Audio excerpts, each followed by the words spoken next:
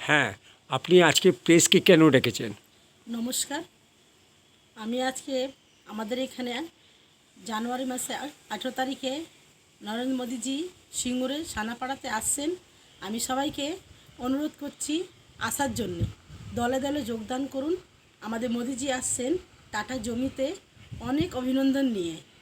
ওই কারণে আমি সবাইকে হুগলি সাংগঠনিক জেলা মাইনরিটি মোর্চার পক্ষ থেকে রুকসানা বিবি সবাইকে আমন্ত্রিত করছি, আপনারা এখানে উপস্থিত হন। ভারত মাতা কি জয়।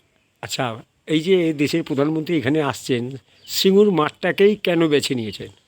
সিঙ্গুর মাঠটাকে বেছে নিয়েছেন। সিঙ্গুর মাঠটা দেখুন, আমাদের মমতা দিদি তো অনেক কিছু বলেছিলেন, কারখানা করবেন। হ্যাঁ, ওখানে তো কারখানা হলো না। কাশফুল ফুটিয়েছিলেন, একটা বালিশ হলো না, নাহি ওখানে কিছু হলো। তো আমাদের মোদিজি কৃষকদের জন্যে কিছু ভালো বার্তা নিয়ে আসছেন, ওই জন্য এই মাঠটাকে আমরা বেছেছি।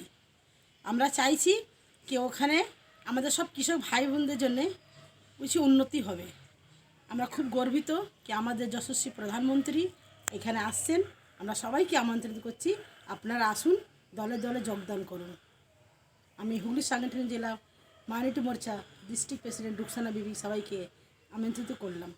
ভারত মাতা।